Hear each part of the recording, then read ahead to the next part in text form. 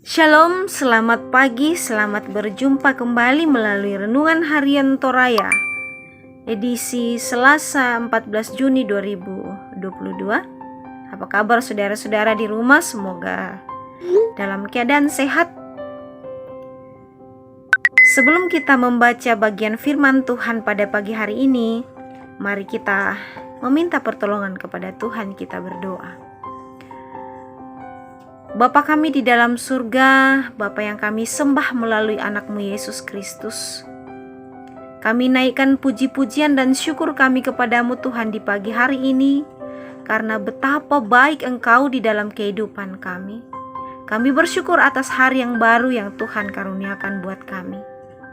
Tuhan, sekarang kami akan membaca sebagian kecil daripada firman-Mu.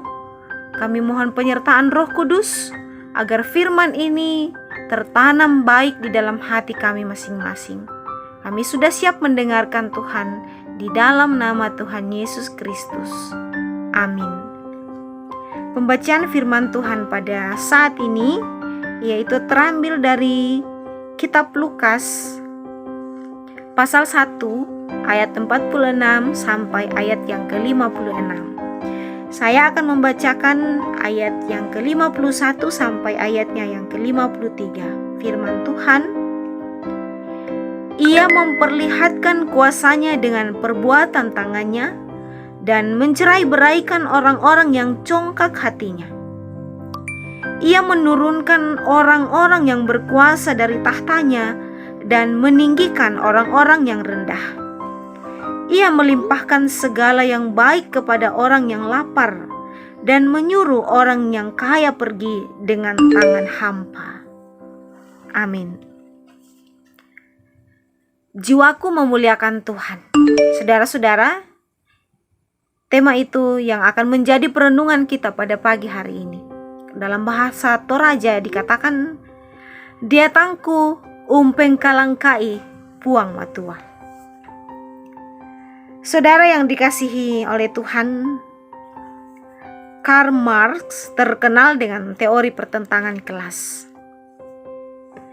Ia menyatakan bahwa manusia sejak lahir telah berada dalam perbedaan dan pertentangan kelas sosial. Bangsawan, budak, kaya, miskin, kuat, lemah, dan lain-lain. Situasi ini sudah menanti setiap manusia yang akan lahir. Fatalnya, perbedaan kelas sosial selalu diikuti dengan kenyataan yang buruk bagi sebagian besar manusia, di mana penindasan, pemerasan, kesewenang-wenangan akan selalu hadir dalam berbagai bentuk kehidupan. Saudara, kalau kita membaca dengan seksama nyanyian pujian Maria, apa yang diutarakan oleh Karl Marx ternyata bukanlah hal baru. Jauh sebelumnya Alkitab telah memberi gambaran bagaimana perbedaan kelas sosial adalah kenyataan yang harus dihadapi oleh manusia pada masa Maria mengandung bayi Yesus. Perbedaan kelas sosial tersebut telah membuat manusia menjadi congkak. Jurang yang menganga antara penguasa dan orang pinggiran, dan kelaparan akibat eksploitasi. Hal ini membuat manusia sulit menerima manusia lain sebagai sesamanya. Dalam situasi itu, Maria merenungkan kedatangan Sang Juru Selamat melalui rahimnya sebagai bentuk keberpihakan Allah kepada orang-orang menderita dan terpinggirkan. Saudara yang dikasihi oleh Tuhan, Allah mengasihi semua orang dan menghendaki supaya orang percaya merasakan damai sejahtera yang daripadanya. Kasih Allah tidak dapat dibatasi oleh sekat-sekat yang ada di dalam kehidupan manusia.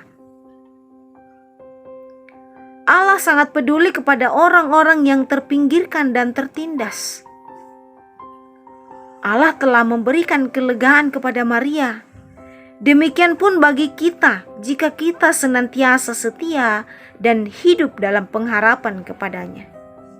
Untuk itu saudara, Muliakanlah Tuhan senantiasa dalam hidup ini. Amin. Mari kita berdoa. Bapa di dalam surga, terima kasih atas firman-Mu. Firman-Mu ini Tuhan akan terus menguatkan kami untuk menjalani setiap pergumulan di dalam kehidupan kami. Bapa, sepanjang hari ini kami mohon tuntunan Tuhan, pemeliharaan Tuhan. Engkau tetap menjaga langkah kami dari hal-hal yang tidak baik, menjaga kehidupan kami agar tetap kudus Tuhan. Kami berseru kepadamu melalui anak-Mu Yesus Kristus dan perantaraan Roh Kudus. Haleluya. Amin. Demikian perenungan kita pada pagi hari ini saudara. Semoga Tuhan selalu memberkati kita sekalian. Shalom.